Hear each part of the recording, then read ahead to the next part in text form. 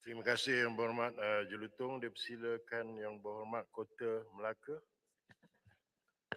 Terima kasih Timbalan Speaker kerana mengizinkan saya mengambil bahagian dalam rang undang-undang meminda Akta Kualiti Alam Sekeliling 1974. Kalau kita lihat rang undang ini, dia adalah berkaitan dengan isu-isu pencemaran alam sekitar.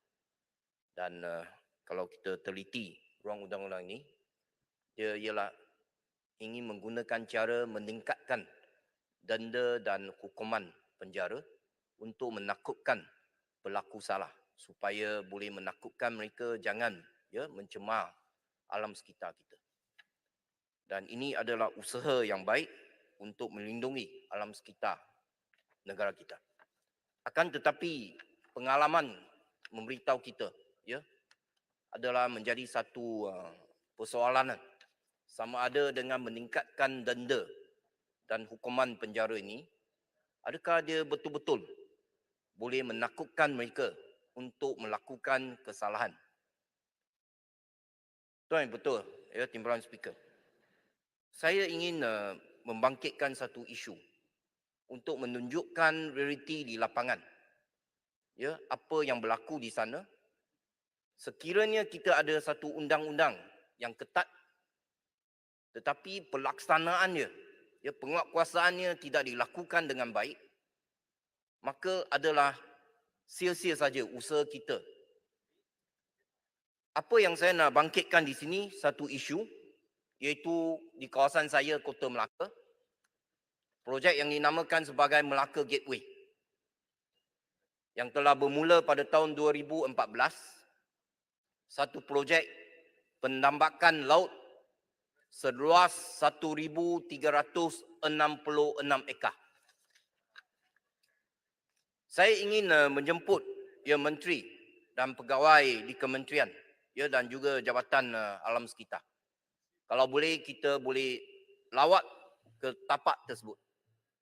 Kalau hari ini kita pergi ke tapak projek Melaka Gateway tersebut, kita boleh lihat pencemaran begitu teruk sekali berlaku di sana. Airnya keruh. Saliran air terganggu, menyebabkan banjir kilat. Airnya berbau busuk kerana salirannya terganggu. Dan nelayan di kawasan sana sudah bertahun-tahun membuat aduan. Kerana penambakan laut tersebut, pencemaran telah berlaku, kawasan perikanan mereka sudah terjejas, tangkapan ikan mereka sudah terjejas dan teruk, tak ada bekalan ikan yang cukup. Ini adalah berkaitan dengan security food yang kita selalu katakan. Sana ada sekumpulan nelayan yang besar, keluar laut tangkap ikan dulu kala. Tetapi oleh kerana ada projek penambakan Melaka Gateway ini, telah menyebabkan mereka telah terjejas dengan begitu teruk. Apa yang lebih menyakitkan hati kita, Menteri, ialah pada sesi yang lepas di Parlimen, saya ada tanya satu soalan. Sama ada projek Melaka Gateway ini ada laporan impak alam sekitar tak? Iaitu EIA report. Dan jawapan yang diberikan oleh kementerian sungguh mengejutkan kita semua. Di mana jawapannya ialah Jabatan Alam Sekitar tidak menerima apa-apa laporan EIA daripada syarikat pemaju tersebut. Bagaimana ini boleh berlaku? Ini projek bukan sembunyi-sembunyi di belakang pintu rumah, buat tak ada orang tahu. Inilah satu projek pendambakan laut yang begitu besar, 1,366 ekar. Semua tumpu kepada projek ini. Tetapi tiada EIA report. Saya tidak salahkan Kementerian Alam Sekitar. Sebab yang berikan kelulusan ialah kerajaan negeri, Barisan Nasional. Berikan kelulusan mereka untuk mereka tambak laut. Akan tetapi, memandang ke Kementerian Alam Sekitar, kamu ada akta. Akta alam sekitar untuk melindungi alam sekitar. Kenapa tidak gunakan akta yang ada ini untuk bantu selamatkan alam sekitar? Jadi saya nak minta supaya menteri dan kementerian boleh jelaskan kepada kita bagaimana hal ini boleh berlaku.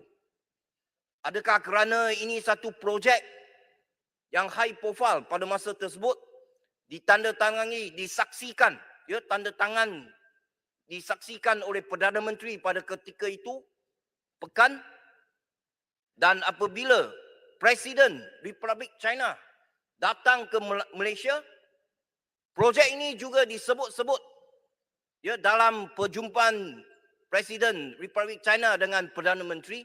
Adakah kerana itu maka mereka tidak perlu ikut undang-undang Malaysia? Mereka boleh buat sesuka hati. Itu yang kita petikaikan. Kita memang sokong kalau nak adakan satu undang yang lebih ketat untuk lindung alam. Kita sokong. Tetapi jangan ada double standard sedemikian. Itu kita tidak boleh terima. Ya. Jadi menteri, saya sekali lagi ingin menjemput, ya, menteri untuk datang ke tapak tersebut. Kita lihat sama-sama dan kita cari satu cara penyelesaian untuk kita bantu rakyat. Kita ceburi dalam bidang politik untuk bantu rakyat. Jadi saya harap menteri boleh datang ke Melaka. Ya, untuk maklumat menteri, saya ada buat satu surat kepada Jabatan Alam Sekitar untuk kita bincangkan isu ini. Sehingga sekarang masih tidak ada apa-apa respon daripada jabatan ataupun kementerian. Jadi saya harap, ya, selepas ini kita boleh aturkan satu perjumpaan untuk kita bincang untuk selesaikan masalah ini. Sebab ini sungguh aneh, Timbalan Speaker. Bagaimana satu projek yang begitu besar tak ada EIA report? Yang lebih aneh, yang tidak masuk akal, surat hak milik tanah sudah dikeluarkan oleh Kerajaan Negeri Melaka. Sedangkan hari ini, saat ini kalau kita semua pergi ke tapak tersebut, yang dikeluarkan surat hak milik tanah tersebut, penuh dengan air laut. Penuh dengan air laut, tetapi sudah ada surat hak milik tanah. Ini ialah apa? Jadi kita mintalah kalau Kerajaan Negeri Melaka keluarkan hak milik dengan begitu, luluskan projek tambak laut dengan begitu, yang boleh selamat, saya rasa ialah Kementerian Alam Sekitar. Ya, akhir kata, ya, memelihara alam sekitar adalah tanggungjawab bersama kita semua. Tak kira mana-mana pihak, sama ada kerajaan, ahli parlimen, menteri dan juga rakyat jelata. Jadi saya harap kita masing-masing memainkan peranan kita untuk selamatkan alam sekitar kita demi generasi kita akan datang. Dengan itu sekian. Terima kasih, Timbalan Speaker. Terima kasih Yang Berhormat Kota Melaka. Dipersilakan Yang Berhormat Merbuk.